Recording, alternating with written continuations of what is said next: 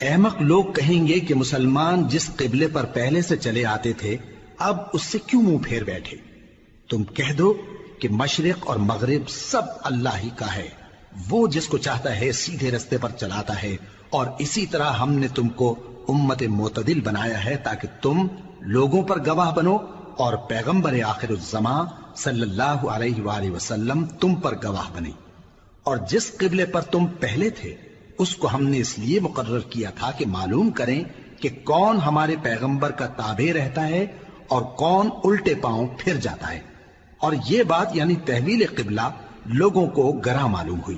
مگر جن کو اللہ نے ہدایت بخشی ہے وہ اسے گراں نہیں سمجھتے، اور اللہ ایسا نہیں کہ تمہارے ایمان کو یوں ہی ضائع کر دے۔ اللہ تو لوگوں پر بڑا مہربان ہے، صاحب رحمت ہے۔ اے پیغمبر صلی اللہ علیہ وآلہ وسلم، ہم تمہارا آسمان کی طرف منہ اٹھانا دیکھ رہے ہیں، سو ہم تم کو اسی قبلے کی طرف جس کو تم پسند کرتے ہو منہ کرنے کا حکم دیں گے، تو اپنا منہ مسجد حرام یعنی خانہ کعبہ کی طرف پھیر لو، اور تم لوگ جہاں ہوا کرو نماز پڑھنے کے وقت اسی مسجد کی طرف منہ کر لیا کرو۔ اور جن لوگوں کو کتاب دی گئی ہے وہ خوب جانتے ہیں کہ یہ نیا قبلہ ان کے پروردگار کی طرف سے حق ہے، اور جو کام یہ لوگ کرتے ہیں اللہ ان سے بے خبر نہیں۔ اور اگر تم ان اہل کتاب کے پاس تمام نشانیاں بھی لے کر آؤ تو بھی یہ تمہارے قبلے کی پیروی نہ کریں، اور تم بھی ان کے قبلے کی پیروی کرنے والے نہیں ہو،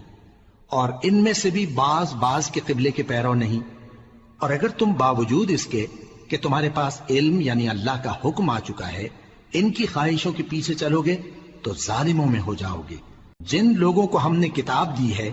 وہ ان پیغمبر آخر الزماں صلی اللہ علیہ وآلہ وسلم کو اس طرح پہچانتے ہیں جس طرح اپنے بیٹوں کو پہچانا کرتے ہیں، مگر ایک فریق ان میں سے سچی بات کو جان بوجھ کر چھپا رہا ہے۔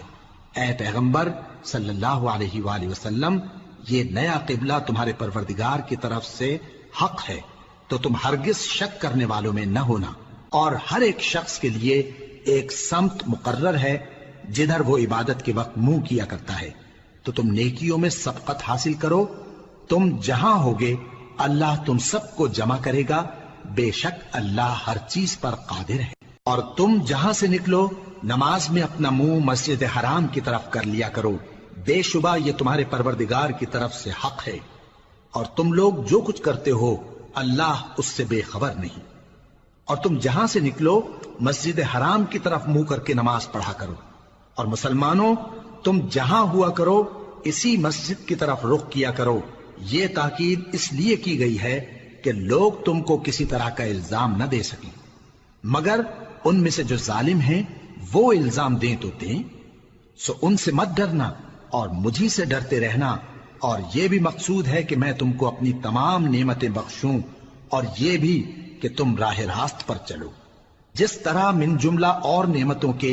ہم نے تمہیں میں سے ایک رسول بھیجے ہیں جو تم کو ہماری آیتیں پڑھ پڑھ کر سناتے اور تمہیں پاک بناتے، اور کتاب یعنی قرآن اور دانائی سکھاتے ہیں، اور ایسی باتیں بتاتے ہیں جو تم پہلے نہیں جانتے تھے، سو تم مجھے یاد کیا کرو، میں تمہیں یاد کیا کروں گا، اور میرا احسان مانتے رہنا اور میری ناشکری نہ کرنا۔ اے ایمان والو، صبر اور نماز سے مدد لیا کرو، بے شک اللہ صبر کرنے والوں کے ساتھ ہے۔ اور جو لوگ اللہ کی راہ میں مارے جائیں ان کی نسبت یہ نہ کہنا کہ وہ مرے ہوئے ہیں، وہ مردہ نہیں بلکہ زندہ ہیں، لیکن تم کو شعور نہیں۔ اور ہم کسی قدر خوف اور بھوک اور مال اور جانوں اور میووں کے نقصان سے تمہاری آزمائش کریں گے، اور صبر کرنے والوں کو بشارت سنا دو کہ ان لوگوں پر جب کوئی مصیبت واقع ہوتی ہے تو کہتے ہیں کہ ہم اللہ ہی کا مال ہیں اور اسی کی طرف لوٹ کر جانے والے ہیں۔ یہی لوگ ہیں جن پر ان کے پروردگار کی عنایتیں ہیں اور خصوصی رحمت بھی ہے، اور یہی سیدھے رستے پر ہیں۔ بے شک کوہ صفا اور مروہ اللہ کی نشانیوں میں سے ہیں، تو جو شخص خانہ کعبہ کا حج یا عمرہ کرے اس پر کچھ گناہ نہیں کہ دونوں کے درمیان چکر لگائے، بلکہ یہ ایک نیک کام ہے، اور جو کوئی نیک کام کرے تو اللہ قدردان ہے، دانا ہے۔ جو لوگ ہمارے حکموں اور ہدایتوں کو جو ہم نے نازل کی ہیں کسی غرض فاسد سے چھپاتے ہیں، باوجود کہ ہم نے ان کو لوگوں کے سمجھانے کے لیے اپنی کتاب میں کھول کھول کر بیان کر دیا ہے۔ ایسوں پر اللہ اور تمام لعنت کرنے والے لعنت کرتے ہیں۔ ہاں، جو توبہ کرتے ہیں اور اپنی حالت درست کر لیتے ہیں اور احکام الہی کو صاف صاف بیان کر دیتے ہیں تو میں ان کے قصور معاف کر دیتا ہوں، اور میں بڑا معاف کرنے والا بڑا مہربان ہوں۔ جو لوگ کافر ہوئے اور کافر ہی مرے، ایسوں پر اللہ کی اور فرشتوں کی اور انسانوں کی سب کی لعنت، وہ ہمیشہ اسی لعنت میں گرفتار رہیں گے۔ ان سے نہ تو عذاب ہلکا ہی کیا جائے گا اور نہ انہیں کچھ مہلت ملے گی۔ اور لوگوں، تمہارا معبود ایک ہی معبود ہے، اس بڑے مہربان اور رحم والے کے سوا کوئی عبادت کے لائق نہیں۔ بے شک آسمانوں اور زمین کے پیدا کرنے میں اور رات اور دن کے ایک دوسرے کے پیچھے آنے جانے میں اور کشتیوں اور جہازوں میں جو سمندر میں لوگوں کے فائدے کے لیے رواں ہیں، اور میں جس کو اللہ آسمان سے برساتا اور اس سے زمین کو اس کے مردہ ہو جانے کے بعد زندہ یعنی خشک ہو جانے کے بعد سرسبز کر دیتا ہے، اور زمین پر ہر قسم کے جانور پھیلانے میں اور ہواؤں کے چلانے میں اور بادلوں میں جو آسمان اور زمین کے درمیان گھرے رہتے ہیں، عقل مندوں کے لیے اللہ کی قدرت کی نشانیاں ہیں۔ اور بعض لوگ ایسے ہیں جو غیر اللہ کو اللہ کا شریک بناتے اور ان سے اللہ کی سی محبت کرتے ہیں، لیکن جو ایمان والے ہیں وہ تو اللہ ہی کے سب سے زیادہ دوست دار ہیں۔ اور اے کاش ظالم لوگ جو بات عذاب کے وقت دیکھیں گے اب دیکھ لیتے کہ سب طرح کی طاقت اللہ ہی کو ہے، اور یہ کہ اللہ سخت عذاب کرنے والا ہے۔ اس دن کفر کے پیشوا اپنے پیروں سے بیزاری ظاہر کریں گے اور دونوں عذاب الہی دیکھ لیں گے اور ان کے آپس کے تعلقات منقطع ہو جائیں گے۔ یہ حال دیکھ کر پیروی کرنے والے حسرت سے کہیں گے کہ اے کاش ہمیں پھر دنیا میں جانا نصیب ہو، تاکہ جس طرح یہ ہم سے بیزار ہو رہے ہیں اسی طرح ہم بھی ان سے بیزار ہوں۔ اس طرح اللہ ان کے اعمال حسرت بنا کر دکھائے گا اور وہ دوزخ سے نکل نہیں سکیں گے۔ لوگوں، جو چیزیں زمین میں حلال طیب ہیں وہ کھاؤ، اور شیطان کے قدموں پر نہ چلو، وہ تمہارا کھلا دشمن ہے۔ وہ تو تم کو برائی اور بے حیائی ہی کے کام کرنے کو کہتا ہے، اور یہ بھی کہ اللہ کی نسبت ایسی باتیں کہو جن کا تمہیں کچھ بھی علم نہیں۔ اور جب ان لوگوں سے کہا جاتا ہے کہ جو کتاب اللہ نے نازل فرمائی ہے اس کی پیروی کرو، تو کہتے ہیں نہیں، بلکہ ہم تو اسی چیز کی پیروی کریں گے جس پر ہم نے اپنے باپ دادا کو پایا۔ بھلا اگرچہ ان کے باپ دادا نہ کچھ سمجھتے ہوں اور نہ سیدھے رستے پر ہوں، تب بھی وہ انہی کی تقلید کیے جائیں گے۔ جو لوگ کافر ہیں ان کی مثال اس شخص کی سی ہے جو کسی ایسی چیز کو آواز دے جو پکار اور آواز کے سوا کچھ سن نہ سکے۔ یہ بہرے ہیں، گونگے ہیں، اندھے ہیں کہ کچھ سمجھ ہی نہیں سکتے۔ اے اہل ایمان، جو پاکیزہ چیزیں ہم نے تم کو عطا فرمائی ہیں ان کو کھاؤ، اور اگر اللہ ہی کے بندے ہو تو اس کی نعمتوں کا شکر بھی ادا کرو۔ اس نے تو تم پر بس مرا ہوا جانور اور لہو اور سور کا گوشت اور جس چیز پر اللہ کے سوا کسی اور کا نام پکارا جائے حرام کر دیا ہے۔ ہاں، جو مجبور ہو جائے بشرطے کہ اللہ کی نافرمانی نہ کرے اور حد ضرورت سے باہر نہ نکل جائے، اس پر کچھ گناہ نہیں۔ بے شک اللہ بخشنے والا ہے، رحم کرنے والا ہے۔ جو لوگ اللہ کی کتاب سے ان آیتوں اور ہدایتوں کو جو اس نے نازل فرمائی ہیں چھپاتے اور ان کے بدلے تھوڑی سی قیمت یعنی دنیاوی منفعت حاصل کرتے ہیں، وہ اپنے پیٹوں میں محض آگ بھرتے ہیں۔ ایسے لوگوں سے اللہ قیامت کے دن نہ کلام کرے گا اور نہ ان کو گناہوں سے پاک کرے گا، اور ان کے لیے دکھ دینے والا عذاب ہے۔ یہ وہ لوگ ہیں جنہوں نے ہدایت چھوڑ کر گمراہی اور بخشش چھوڑ کر عذاب خرید لیا۔ یہ آتش جہنم کی کیسی برداشت کرنے والے ہیں۔ یہ اس لیے کہ اللہ نے کتاب سچائی کے ساتھ نازل فرمائی، اور جن لوگوں نے اس کتاب میں اختلاف کیا وہ ضد میں آ کر نیکی سے دور ہو گئے ہیں۔ نیکی یہی نہیں کہ تم مشرق و مغرب کو قبلہ سمجھ کر ان کی طرف منہ کر لو، بلکہ نیکی یہ ہے کہ لوگ اللہ پر اور روز آخر پر اور فرشتوں پر اور اللہ کی کتاب پر اور پیغمبروں پر ایمان لائیں، اور مال باوجود عزیز رکھنے کے رشتہ داروں اور یتیموں اور محتاجوں اور مسافروں اور مانگنے والوں کو دیں، اور گردنوں کے چھڑانے میں خرچ کریں، اور نماز پڑھیں اور زکات دیں، اور جب عہد کر لیں تو اس کو پورا کریں،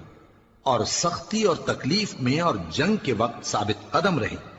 یہی لوگ ہیں جو ایمان میں سچے ہیں، اور یہی ہیں جو اللہ سے ڈرنے والے ہیں۔ مومنوں،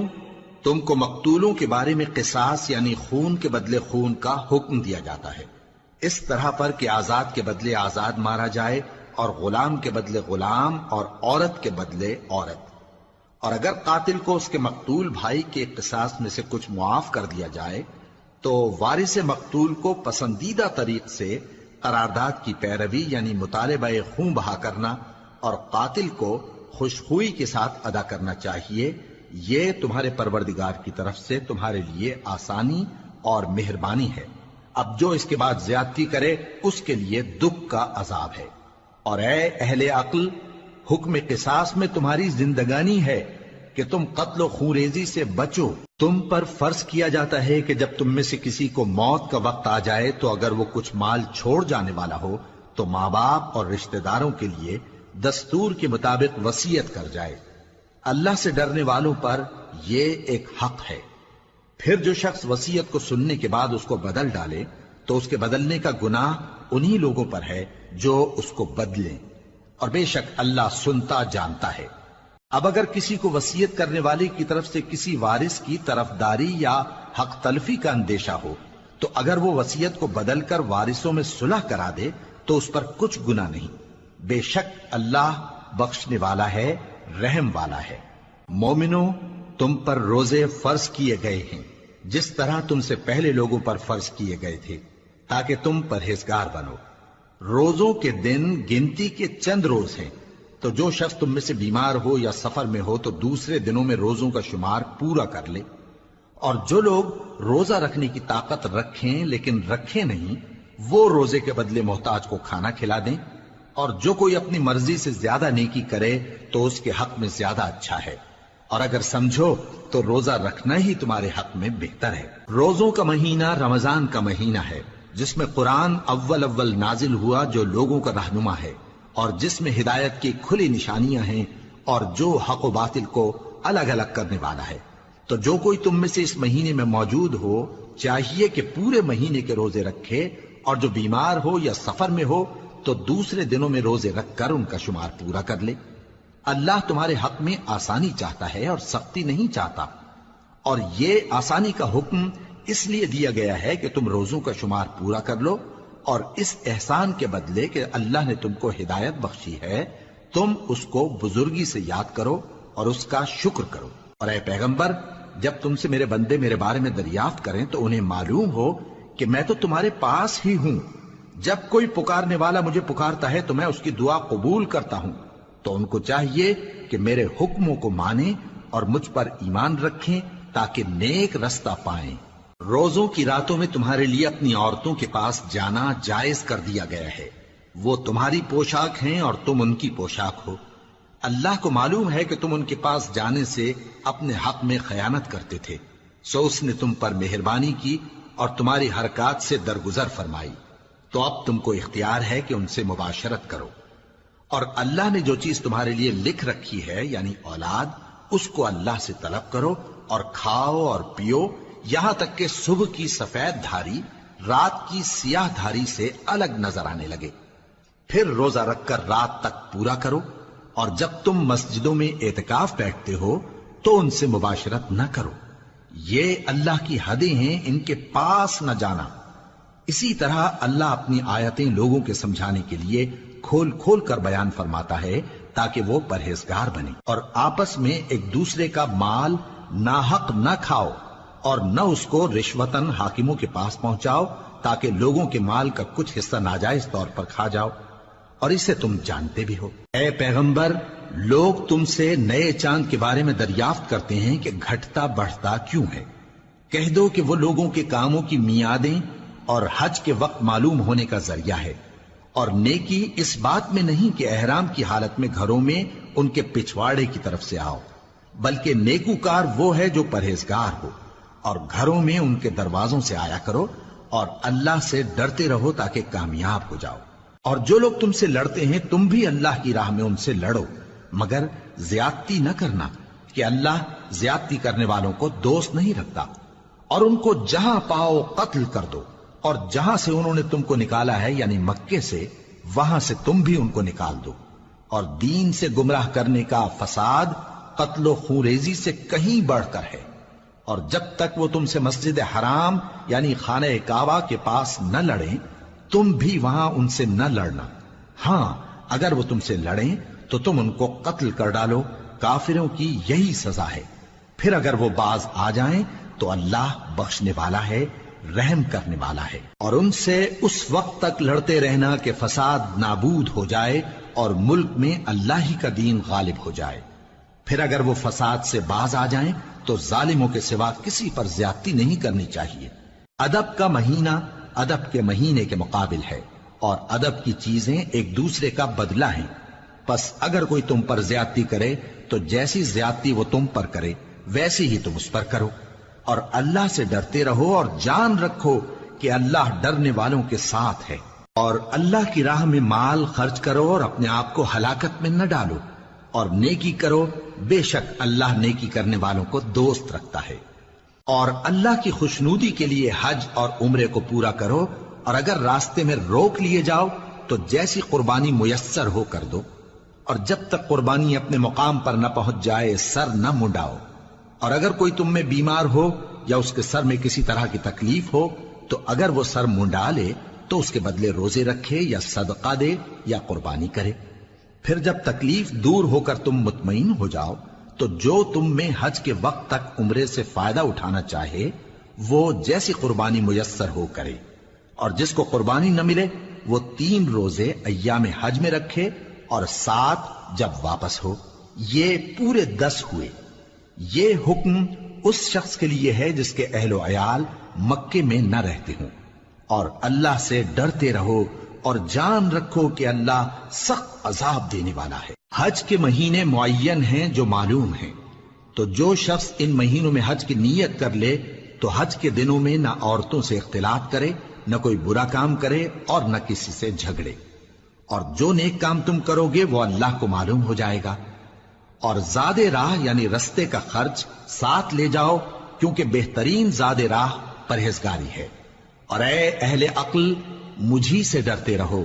اس کا تمہیں کچھ گناہ نہیں کہ حج کے دنوں میں بذریعہ تجارت اپنے پروردگار سے روزی طلب کرو۔ اور جب عرفات سے واپس ہونے لگو تو مشعر حرام یعنی مزدلفہ میں اللہ کا ذکر کرو، اور اس طرح ذکر کرو جس طرح اس نے تم کو سکھایا،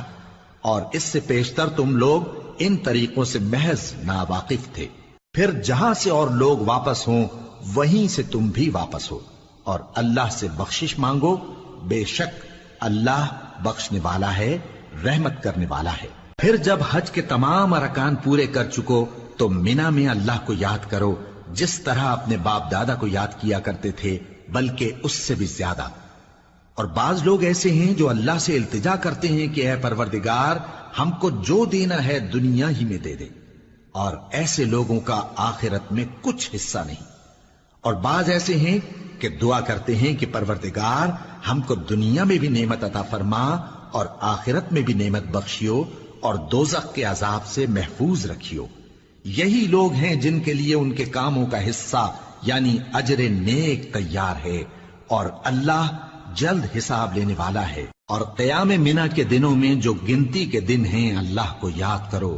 اگر کوئی جلدی کرے اور 2 ہی دن میں چل دے تو اس پر بھی کچھ گناہ نہیں، اور جو بات تک ٹھہرا رہے اس پر بھی کچھ گناہ نہیں۔ یہ باتیں اس شخص کے لیے ہیں جو اللہ سے ڈرے، اور تم لوگ اللہ سے ڈرتے رہو اور جان رکھو کہ تم سب اس کے پاس جمع کیے جاؤ گے۔ اور کوئی شخص تو ایسا ہے جس کی گفتگو دنیا کی زندگی میں تم کو دلکش معلوم ہوتی ہے، اور وہ اپنے معافی ضمیر پر یعنی اس بات پر جو اس کے دل میں ہے اللہ کو گواہ بناتا ہے، حالانکہ وہ سخت جھگڑالو ہے۔ اور جب پیٹ پھیر کر چلا جاتا ہے تو زمین میں دوڑتا پھرتا ہے تاکہ اس میں فتنہ انگیزی کرے اور کھیتی کو برباد اور انسانوں اور حیوانوں کی نسل کو نابود کر دے، اور اللہ فتنہ انگیزی کو پسند نہیں کرتا۔ اور جب اس سے کہا جاتا ہے کہ اللہ سے خوف کر تو غرور اس کو گناہ میں پھنسا دیتا ہے، سو اس کو جہنم کافی ہے اور وہ بہت برا ٹھکانہ ہے۔ اور کوئی شخص ایسا ہے کہ اللہ کی خوشنودی حاصل کرنے کے لیے اپنی جان بیچ ڈالتا ہے، اور اللہ بندوں پر بہت مہربان ہے۔ مومنو، اسلام میں پورے پورے داخل ہو جاؤ اور شیطان کے پیچھے نہ چلو، وہ تو تمہارا کھلا دشمن ہے۔ پھر اگر تم احکام روشن پہنچ جانے کے بعد لڑکھڑا جاؤ تو جان رکھو کہ اللہ غالب ہے، حکمت والا ہے۔ کیا یہ لوگ اسی بات کے منتظر ہیں کہ ان پر اللہ کا عذاب بادل کے سائبانوں میں نازل ہو اور فرشتے بھی اتر آئیں اور کام تمام کر دیا جائے؟ اور سب کاموں کا رجوع اللہ ہی کی طرف ہے۔ اے پیغمبر، بنی اسرائیل سے پوچھو کہ ہم نے ان کو کتنی کھلی نشانیاں دیں، اور جو شخص اللہ کی نعمت کو اپنے پاس آنے کے بعد بدل دے تو اللہ سخت عذاب کرنے والا ہے۔ اور جو کافر ہیں ان کے لیے دنیا کی زندگی خوشنما کر دی گئی ہے اور وہ مومنوں سے تمسخر کرتی ہیں، لیکن جو پرہیزگار ہیں وہ قیامت کے دن ان سے اوپر ہوں گے، اور اللہ جس کو چاہتا ہے بے حساب رزق دیتا ہے۔ پہلے تو سب لوگوں کا ایک ہی مذہب تھا، لیکن وہ آپس میں اختلاف کرنے لگے تو اللہ نے ان کی طرف بشارت دینے والے اور ڈر سنانے والے پیغمبر بھیجے اور ان پر سچائی کے ساتھ کتابیں نازل کی، تاکہ جن امور میں لوگ اختلاف کرتے تھے ان کا ان میں فیصلہ کر دے۔ اور اس میں اختلاف بھی انہی لوگوں نے کیا جن کو کتاب دی گئی تھی، باوجود کہ ان کے پاس کھلے ہوئے احکام آ چکے تھے، اور یہ اختلاف انہوں نے صرف آپس کی ضد سے کیا۔ تو جس امر حق میں وہ اختلاف کرتے تھے اللہ نے اپنی مہربانی سے مومنوں کو اس کی راہ دکھا دی، اور اللہ جس کو چاہتا ہے سیدھا رستہ دکھا دیتا ہے۔ کیا تم یہ خیال کرتے ہو کہ یوں ہی بہشت میں داخل ہو جاؤ گے، اور ابھی تم کو پہلے لوگوں کی سی مشکلیں تو پیش آئی ہی نہیں؟ ان کو بڑی بڑی سختیاں اور تکلیفیں پہنچیں اور وہ صعوبتوں میں ہلا ہلا دیے گئے، یہاں تک کہ پیغمبر اور مومن لوگ جو ان کے ساتھ تھے سب پکار اٹھے کہ کب اللہ کی مدد آئے گی۔ دیکھو اللہ کی مدد ان قریب آیا چاہتی ہے۔ اے نبی، لوگ تم سے پوچھتے ہیں کہ اللہ کی راہ میں کس طرح کا مال خرچ کریں۔ کہہ دو کہ جو چاہو خرچ کرو، لیکن جو مال خرچ کرنا چاہو وہ درجہ بدرجہ اہل استحقاق یعنی ماں باپ کو اور قریب کے رشتہ داروں کو اور یتیموں کو اور محتاجوں کو اور مسافروں کو سب کو دو، اور جو بھلائی تم کرو گے اللہ اس کو جانتا ہے۔ مسلمانوں، تم پر اللہ کے رستے میں لڑنا فرض کر دیا گیا ہے، اور وہ تمہیں ناگوار تو ہوگا، مگر عجب نہیں کہ ایک چیز تم کو بری لگے اور وہ تمہارے حق میں بھلی ہو، اور عجب نہیں کہ ایک چیز تم کو بھلی لگے اور وہ تمہارے لیے مضر ہو، اور ان باتوں کو اللہ ہی بہتر جانتا ہے اور تم نہیں جانتے۔ اے پیغمبر، لوگ تم سے عزت والے مہینوں میں لڑائی کرنے کے بارے میں دریافت کرتے ہیں، کہہ دو کہ ان میں لڑنا بڑا گناہ ہے، اور اللہ کی راہ سے روکنا اور اس سے کفر کرنا اور مسجد حرام یعنی خانہ کعبہ میں جانے سے بند کرنا اور اہل مسجد کو اس میں سے نکال دینا جو یہ کفار کرتے ہیں، اللہ کے نزدیک اس سے بھی زیادہ گناہ ہے، اور فتنہ انگیزی خونریزی سے بھی بڑھ کر ہے۔ اور یہ لوگ ہمیشہ تم سے لڑتے رہیں گے، یہاں تک کہ اگر مقدور رکھیں تو تم کو تمہارے دین سے پھیر دیں، اور جو کوئی تم میں سے اپنے دین سے پھر کر کافر ہو جائے گا اور کافر ہی مرے گا تو ایسے لوگوں کے اعمال دنیا اور آخرت دونوں میں برباد ہو جائیں گے، اور یہی لوگ دوزخ میں جانے والے ہیں جس میں ہمیشہ رہیں گے۔ جو لوگ ایمان لائے اور اللہ کے لیے وطن چھوڑ گئے اور کفار سے جنگ کرتے رہے وہی اللہ کی رحمت کے امیدوار ہیں، اور اللہ بخشنے والا ہے،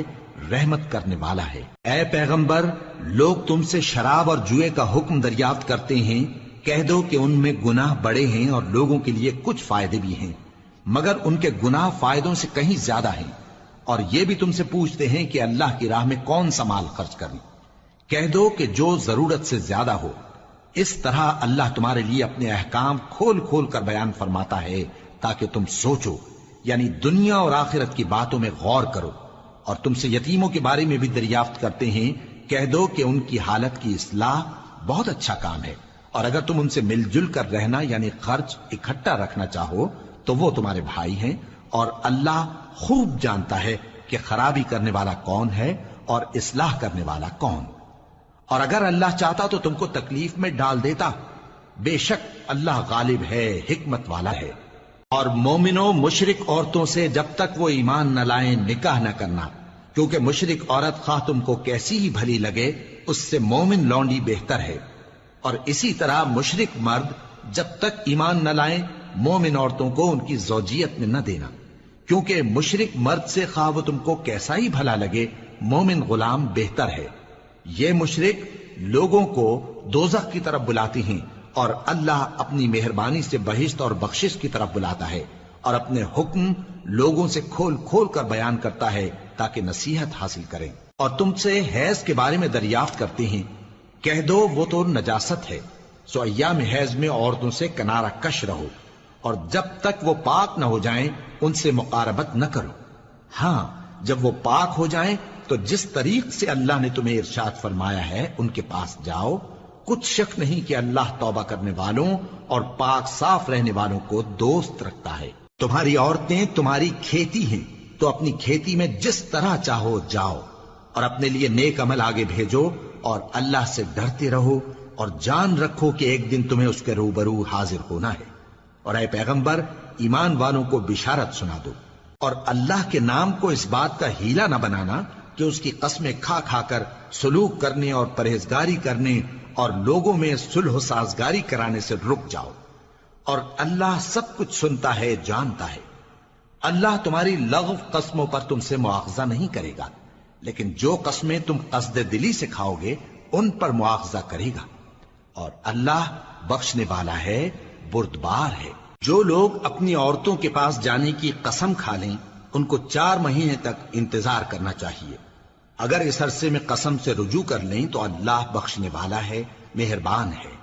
اور اگر طلاق کا ارادہ کر لیں تو بھی اللہ سنتا ہے جانتا ہے۔ اور طلاق والی عورتیں 3 حیض تک اپنے تئیں روکے رہیں، اور اگر وہ اللہ اور روز قیامت پر ایمان رکھتی ہیں تو ان کو جائز نہیں کہ اللہ نے جو کچھ ان کے شکم میں پیدا کیا ہے اس کو چھپائیں، اور ان کے خاوند اگر پھر موافقت چاہیں تو اس مدت میں وہ ان کو اپنی زوجیت میں لے لینے کے زیادہ حقدار ہیں۔ اور عورتوں کا حق مردوں پر ویسا ہی ہے جیسے دستور کے مطابق مردوں کا حق عورتوں پر ہے، البتہ مردوں کو عورتوں پر 1 درجہ فضیلت ہے، اور اللہ غالب ہے صاحب حکمت ہے۔ طلاق صرف 2 بار ہے، یعنی جب 2 دفعہ طلاق دے دی جائے تو پھر عورتوں کو یا تو بطریق شائستہ نکاح میں رہنے دینا ہے یا بھلائی کے ساتھ چھوڑ دینا،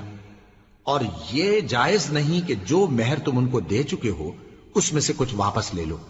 ہاں اگر زن و شوہر کو خوف ہو کہ وہ اللہ کی حدوں کو قائم نہیں رکھ سکیں گے تو اگر عورت خاوند کے ہاتھ سے رہائی پانے کے بدلے میں کچھ دے ڈالے تو دونوں پر کچھ گناہ نہیں۔ یہ اللہ کی مقرر کی ہوئی حدیں ہیں، ان سے باہر نہ نکلنا، اور جو لوگ اللہ کی حدوں سے باہر نکل جائیں گے وہ گناہگار ہوں گے۔ پھر اگر شوہر 2 طلاقوں کے بعد تیسری طلاق عورت کو دے دے تو اس کے بعد جب تک عورت کسی دوسرے شخص سے نکاح نہ کر لے اس پہلے شوہر پر حلال نہ ہوگی۔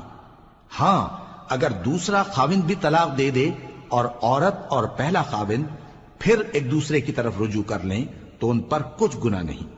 بشرطے کہ دونوں یقین کریں کہ اللہ کی حدوں کو قائم رکھ سکیں گے، اور یہ اللہ کی حدیں ہیں، ان کو وہ ان لوگوں کے لیے بیان فرماتا ہے جو علم رکھتے ہیں۔ اور جب تم عورتوں کو 2 دفعہ طلاق دے چکو اور ان کی عدت پوری ہو جائے تو انہیں یا تو حسن سلوک سے نکاح میں رہنے دو یا بطریق شائستہ رخصت کر دو، اور اس نیت سے ان کو نکاح میں نہ رہنے دینا چاہیے کہ انہیں تکلیف دو اور ان پر زیادتی کرو، اور جو ایسا کرے گا وہ اپنا ہی نقصان کرے گا۔ اور اللہ کے احکام کو ہنسی اور کھیل نہ بناؤ، اور اللہ نے تم کو جو نعمتیں بخشی ہیں اور تم پر جو کتاب اور دانائی کی باتیں نازل کی ہیں جن سے وہ تمہیں نصیحت فرماتا ہے ان کو یاد کرو، اور اللہ سے ڈرتے رہو، اور جان رکھو کہ اللہ ہر چیز سے واقف ہے۔ اور جب تم عورتوں کو طلاق دے چکو اور ان کی عدت پوری ہو جائے تو ان کو اپنے شوہروں کے ساتھ جب وہ آپس میں جائز طور پر راضی ہو جائیں نکاح کرنے سے مت روکو۔ اس حکم سے اس شخص کو نصیحت کی جاتی ہے جو تم میں اللہ اور روز آخر پر یقین رکھتا ہے، یہ تمہارے لیے نہایت خوب اور بہت پاکیزگی کی بات ہے،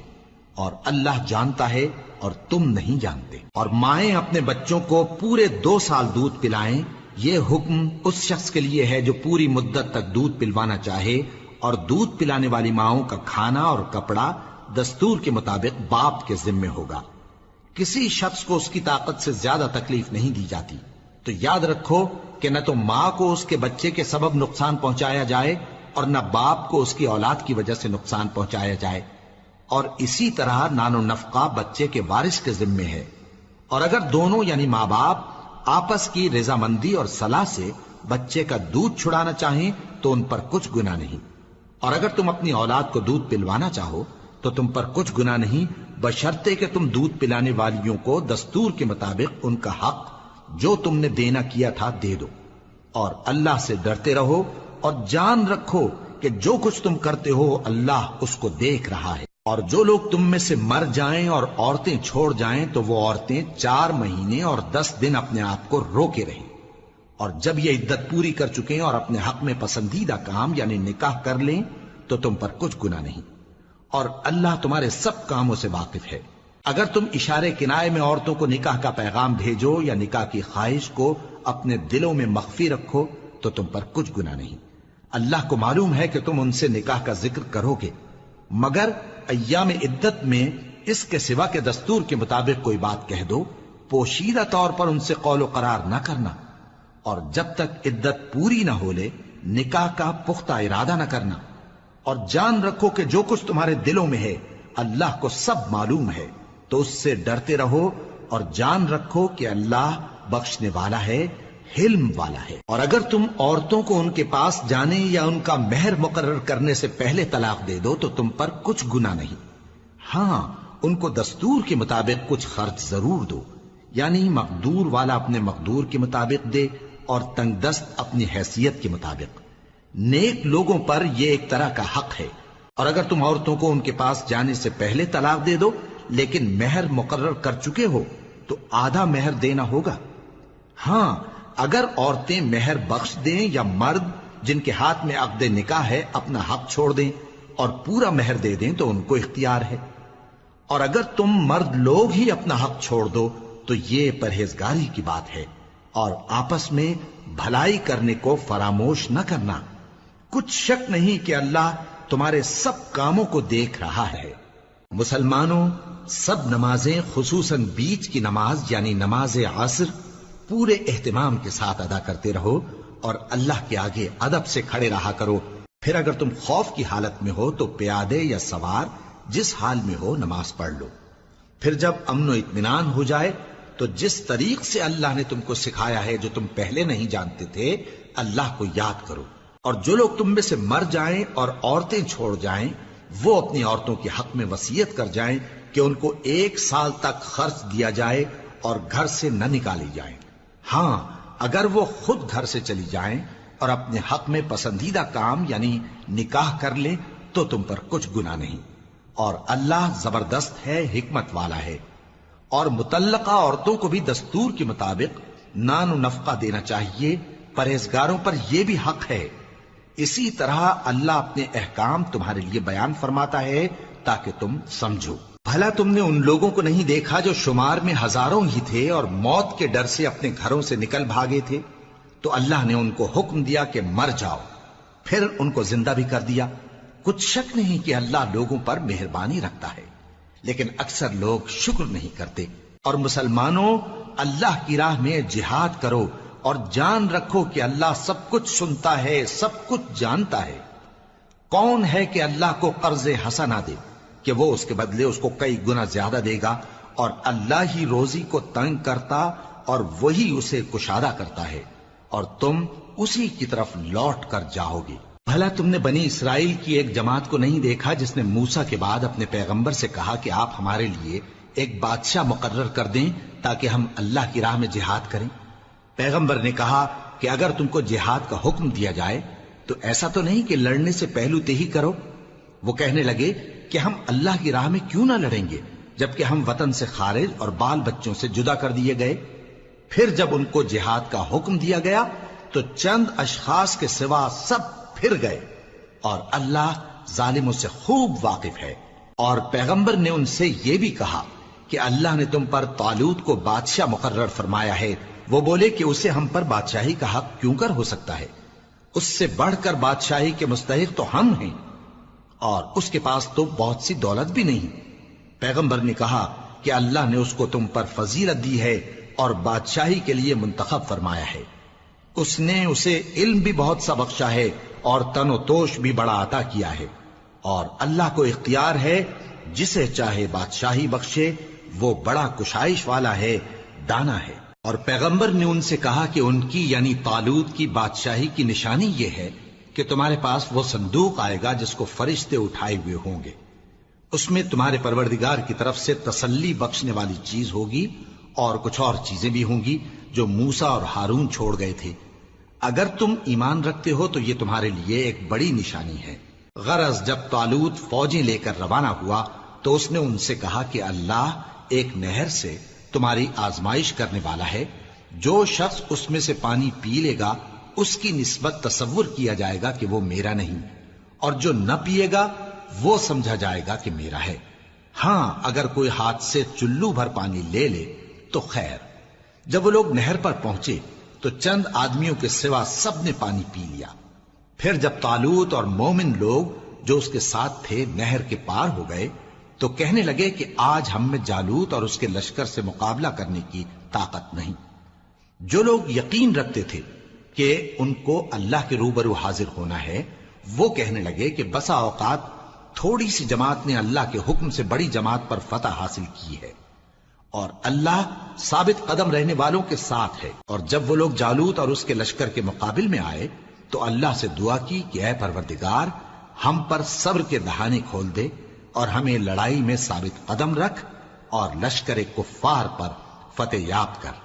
تو طالوت کی فوج نے اللہ کے حکم سے ان کو شکست دے دی، اور داؤد نے جالوت کو قتل کر ڈالا، اور اللہ نے ان کو بادشاہی اور دانائی بخشی اور جو کچھ چاہا سکھایا۔ اور اگر اللہ لوگوں کو ایک دوسرے پر چڑھائی اور حملہ کرنے سے نہ ہٹاتا رہتا تو کرۂ ارض تباہ ہو جاتا، لیکن اللہ اہل عالم پر بڑا مہربان ہے۔ یہ اللہ کی آیتیں ہیں جو ہم تم کو سچائی کے ساتھ پڑھ کر سناتے ہیں، اور اے محمد صلی اللہ علیہ وآلہ وسلم، تم بلا شبہ پیغمبروں میں سے ہو۔